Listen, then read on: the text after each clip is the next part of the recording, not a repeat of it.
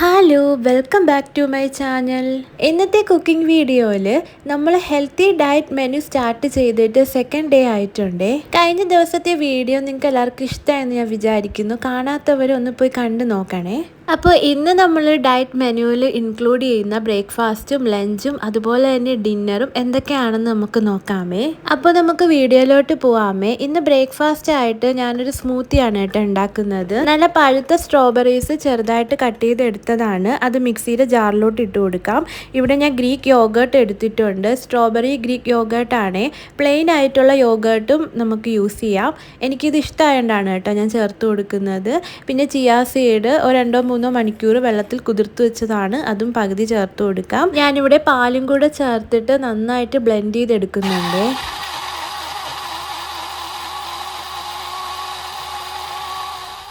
നല്ലതുപോലെ ബ്ലെൻഡായി വന്നിട്ടുണ്ട്. നമ്മൾ രാവിലെ സ്മൂത്തിയൊക്കെ ബ്രേക്ക്ഫാസ്റ്റ് ആയിട്ട് ഉണ്ടാക്കുകയാണെങ്കിൽ നമുക്ക് ഒത്തിരി ടൈം ലാഭിക്കാം. അതുപോലെ തന്നെ നല്ല ഹെൽത്തി ആയിട്ടുള്ള ബ്രേക്ക്ഫാസ്റ്റ് നമുക്ക് കുടിക്കാൻ പറ്റും കേട്ടോ. സ്ട്രോബെറീസ് ആയാലും യോഗേർട്ട് ആയാലും പിന്നെ ചിയാ സീഡ് ആയാലും ഒത്തിരി ബെനിഫിറ്റ്സ് ഉള്ളതാണ് നമ്മുടെ ബോഡിക്ക്.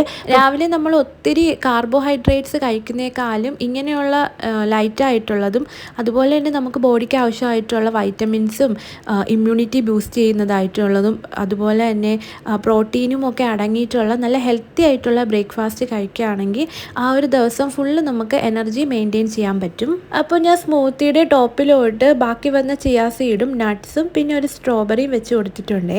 അപ്പോൾ നമ്മുടെ സ്മൂത്തി ഇവിടെ റെഡി ആയിട്ടുണ്ട്. എക്സ്ട്രാ ഷുഗറൊന്നും ആഡ് ചെയ്തിട്ടില്ല. നിങ്ങൾക്ക് ഹണി താല്പര്യം ഉണ്ടെങ്കിൽ നാച്ചുറൽ ഹണി കുറച്ച് ഒഴിച്ചു കൊടുക്കാമേ. പിന്നെ 2 ബോയിൽഡ് മുട്ട കഴിച്ചിട്ടുണ്ടായിരുന്നു. മുട്ട ഡെയിലി നമ്മൾ ബ്രേക്ക്ഫാസ്റ്റ് ആയിട്ട് കഴിക്കുന്നത് വളരെ നല്ലതായിരിക്കും. ലഞ്ചിനായിട്ട് ഞാനിവിടെ വെജിറ്റബിൾ ഫ്രൈഡ് റൈസ് ആണ് ഉണ്ടാക്കിയെടുക്കുന്നത്. ഒരു പാനിൽ 1 ടേബിൾ സ്പൂൺ ബട്ടർ ഇട്ട് കൊടുക്കുന്നുണ്ട്. വെളുത്തുള്ളിയും സവാളയും ചെറുതായിട്ട് കട്ട് ചെയ്ത് ഇട്ട് കൊടുക്കുന്നുണ്ട്. വെജീസായിട്ട് ഞാനിവിടെ ബീൻസും ക്യാരറ്റും ചെറുതായിട്ട് കട്ട് ചെയ്തത് ഇട്ട് കൊടുക്കുകയാണ്. ഉപ്പും ചേർത്ത് നന്നായിട്ടൊന്ന് മിക്സ് ചെയ്തെടുക്കുന്നുണ്ട്. ഇതൊരു 10 മിനിറ്റ്സ് കുക്കായതിന് ശേഷം ഇതിലോട്ട് ഞാൻ കുറച്ച് കോണ് ആഡ് ചെയ്ത് കൊടുക്കുകയാണ്. നിങ്ങൾക്ക് ഇഷ്ടമുള്ള വെജിറ്റബിൾസ് ഈ സമയത്ത് ആഡ് ചെയ്ത് കൊടുക്കാമേ. വെജിറ്റബിൾസ് ഒന്നും നമ്മൾ ഓവറായിട്ട് കുക്കാക്കി എടുക്കുന്നില്ല. ജസ്റ്റ് ഒന്ന് കുക്ക് ചെയ്തെടുക്കുന്നതേ ഉള്ളൂ. നമ്മൾ ആ കഴിക്കുന്ന സമയത്ത് ആ ഒരു കടിക്കുന്ന ഫീല് കിട്ടണം. ഇതിൽ ചെറുതായിട്ട് കട്ട് ചെയ്തെടുത്ത ക്യാബേജും കൂടെ ആഡ് ചെയ്ത് കൊടുക്കുന്നുണ്ട്. ക്യാബേജ് ഒട്ടും തന്നെ കുക്കാക്കി എടുക്കുന്നില്ല. ജസ്റ്റ് ഇങ്ങനെ ഇളക്കി കൊടുക്കുന്നതേ ഉള്ളൂ. നേരത്തെ നമ്മൾ കുക്ക് ചെയ്ത് വെച്ചിട്ടുണ്ടായിരുന്ന ബസുമതി റൈസിൻ്റെ കൂടെ ഗ്രീൻ പീസും ഇട്ട് കൊടുത്തിട്ടുണ്ടായിരുന്നു കേട്ടോ. ഗ്രീൻ പീസും ഉപ്പും ചേർത്ത് നന്നായിട്ട് കുക്കാക്കി വെച്ചതാണ്. ഇതിൽ പകുതി ചോറ് നമുക്ക് ഇതിലോട്ട് ഇട്ട് കൊടുക്കാം. എന്നിട്ട് നമുക്ക് ചോറൊന്നും പൊട്ടിപ്പോവാത്ത രീതിയിൽ മിക്സ് ചെയ്ത് കൊടുക്കാം. ഫ്രൈഡ് റൈസ് നമ്മളിങ്ങനെ മിക്സ് ചെയ്യുന്ന സമയത്ത് ഇതിൻ്റെ ആ ചോറ് നല്ലതുപോലെ തണുത്തതിന് ശേഷം മാത്രമേ ഇട്ട് കൊടുക്കാറ്. ഇല്ലെങ്കിൽ ആ ചോറ് ഓരോന്നായിട്ട് നമ്മൾ മിക്സ് ചെയ്യുമ്പോൾ പൊട്ടിപ്പോകാൻ ചാൻസ് ഉണ്ട്. ബാക്കി ചോറും കൂടി ചേർത്ത് നല്ലതുപോലെ മിക്സ് ചെയ്തെടുക്കാം. ഇതിൽ മുട്ടയിട്ട് ചിക്കി എടുക്കുന്നത് എനിക്ക് ഒട്ടും ഇൻട്രസ്റ്റ് ഇല്ല കേട്ടോ.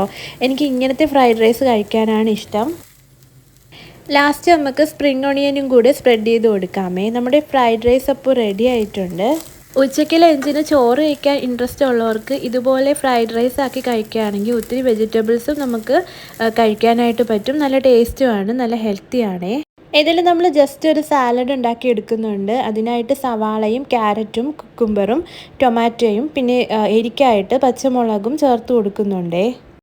ഇഞ്ചി ചതച്ചതും കൂടി ചേർത്ത് കൊടുക്കുന്നുണ്ട്. എന്നിട്ട് തൈര് ചേർത്ത് ഉപ്പും ചേർത്ത് നല്ലതുപോലെ മിക്സ് ചെയ്തെടുക്കാമേ.